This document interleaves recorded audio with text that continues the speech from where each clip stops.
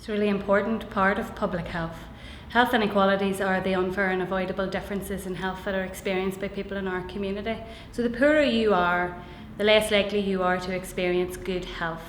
And that has obvious implications for the extent to which you can hear public health messages. And if we think about the sort of public health messages that people are exposed to, don't smoke. If you do smoke, try to stop. Eat 5 fruit and veg a day, drink 2 litres of water, get 30 minutes physical activity, and so on. Those may be relevant messages for people who feel like they have some control over their lives, who have a fairly decent level of education, a job, a secure family, well socially connected. If you think about those messages in the context of someone who's leading a chaotic life, a homeless person, a drug addict, a street drinker, someone who sleeps on the streets, their priority will not be to give up smoking. Their priority will not be to eat 5 fruit and veg a day. Their priority will be to survive. Survival is fundamental. So for us in Community Development and Health Network, health literacy at its most basic is the extent to which health professionals and people who are in a position to support the vulnerable can understand and take action on the circumstances and conditions that the most vulnerable find themselves in. Should that be a damp house? Should it be a really bad area where there's lots of antisocial behaviour? Should it be an area where there's been a huge loss of jobs? Or should it be down to an individual in an abusive relationship? We have a responsibility to find out about those conditions and try and help that person work their way out of them.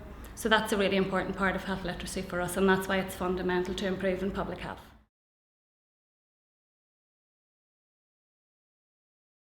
I suppose health literacy is seen as needing improvements across a number of different areas. So literacy levels within Northern Ireland are relatively low, surprisingly low within the adult population. So obviously poor literacy is linked to poor health literacy. So we have to do something broadly to tackle that issue. But in addition to that, we also have to find ways to support communities to understand the importance of health literacy.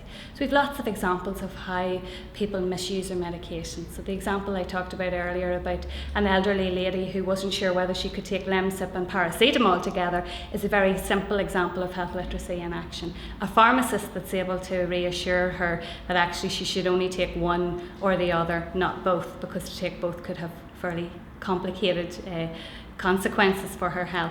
So there's lots of examples like that where there needs to be a community-based understanding of health literacy, but we really need our professionals to understand it and understand it in the widest sense, that it's not good enough to just simply give out information and expect people to be able to hear the message, take that message on, analyse it, act on it, make a change and maintain the change.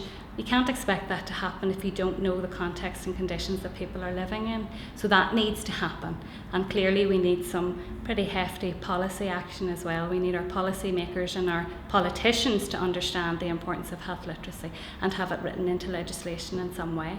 There's a new Public Health Act on the way. It's out for consultation at the minute. That might be a really good place to incorporate knowledge and understanding of health literacy right across our system.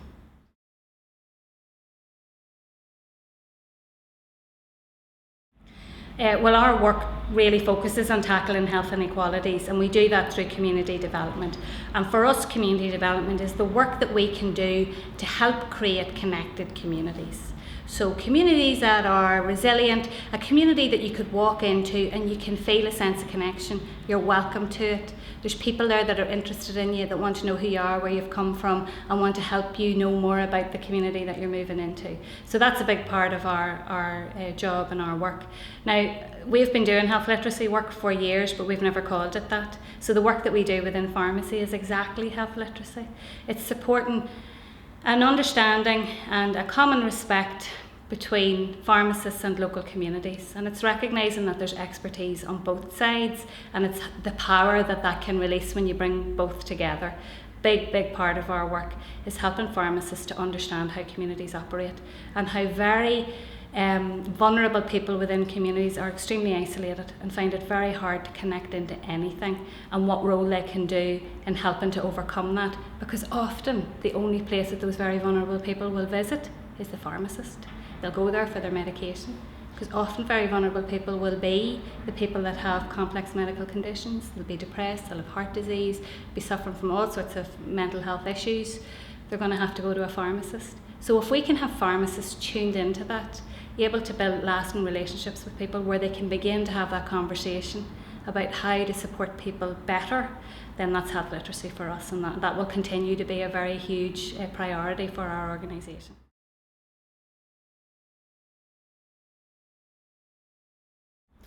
I suppose the fact that we are seeing some interest in health literacy at policy level is really good. We lose £18 million worth to the health system every year from medication not being used properly or people dropping out of the system. And a large part of that has got to be linked to people's level of health literacy. So the fact that the departments of health now see this as a priority and want to make sure that we understand that problem correctly and have health literacy underpinning any action that we take to address it is a really good thing. But we can't forget that we have to continue to work with frontline professionals and our communities and individuals within those communities to strip away any kind of mystery around the terminology of health literacy. We don't ever have to use that term with them. We just have to make sure that people know that if they find themselves in difficult circumstances, that they can go to their local pharmacist or they can go to their GP, and that they won't be going to them just to find a solution to the problem, but they'll be going to a health professional who has an interest in them as a person, and that will try to find out as much about them and their circumstances and be able to signpost them then on to other services that will be able to support them. So for us, that's a real priority.